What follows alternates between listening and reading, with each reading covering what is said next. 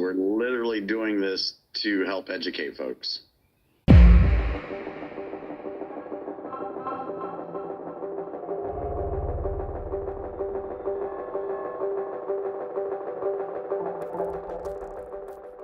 And Trump says he's not backing down on tariffs, nor should he, in my opinion.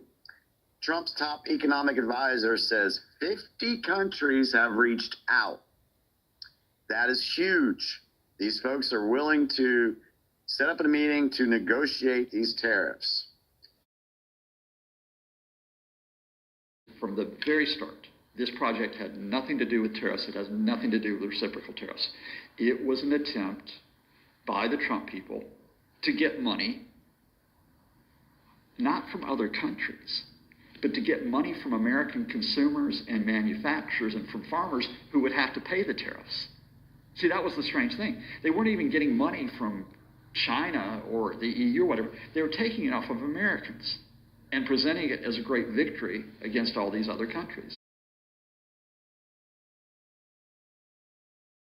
Trump rolls out sweeping tariffs as he deems deficits a national emergency, and we will get to that. Yeah. Democrats vow to fight Trump's tariffs tooth and nail. Of course they are. Of course they are. Bitcoin crypto stocks fall after Trump tariff news.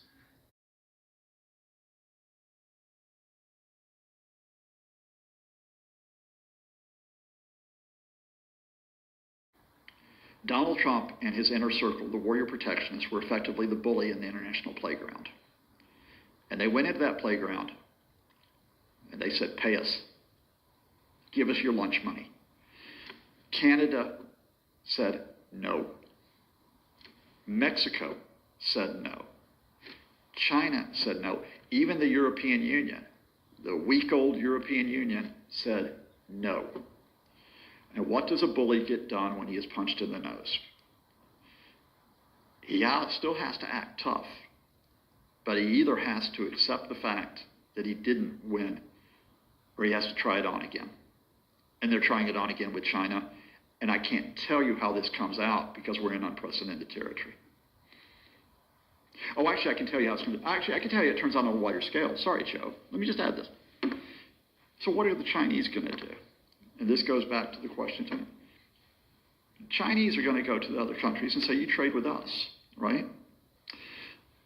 Earlier this week, Donald Trump threatened to put taxes on tariffs onto pharmaceuticals into the United States. Now, that affects Ireland a great deal, which I could talk to you about. But you know who else it affects? It affects India, one of the world's largest manufacturers of pharmaceuticals. Guess what the Indians then started talking about doing? We might have to talk to the Chinese about how we respond to this. The Japanese and the South Koreans have said we might have to consider how we coordinate a response to this, although South Korea has backed off just a bit. Canada is now talking to the European Union about how they can increase their trade relationship with the EU, and they're talking to the Australians about how they can increase military trade. What the Donald Trump is doing, in effect, is he's not bullying people into paying America. What they're saying here is we're all going to go to a different playground where the bully is not present. Now, there still will be sacrifice while that's being done. It won't be done. But you're talking about a reconfigured economy in which Donald Trump is putting the U.S. to the side. And that's an unprecedented situation. But the highest cost of that is not going to be paid by us in Ireland. It's not going to be paid by you in the U.K. The highest cost of that is going to be paid by people in the U.S.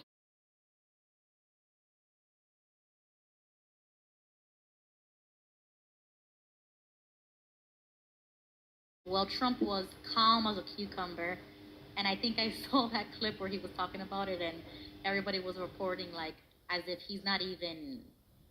He's not stressed. Yeah, they're not stressed. We're not stressed about it at all. At all.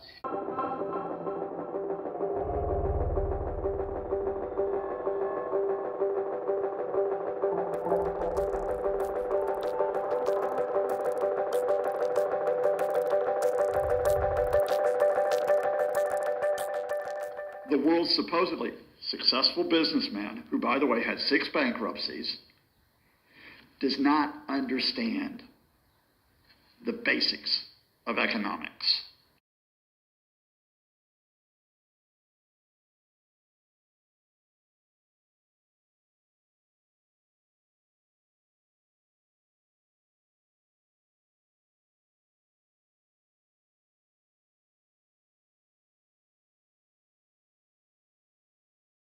At this point, Trump's legacy is a wannabe bully trying to rip apart the international system and the U.S. system to get personal profit in terms of power and, yes, money. His legacy is as a wannabe bully who is being undone by the fact that he is an economic moron.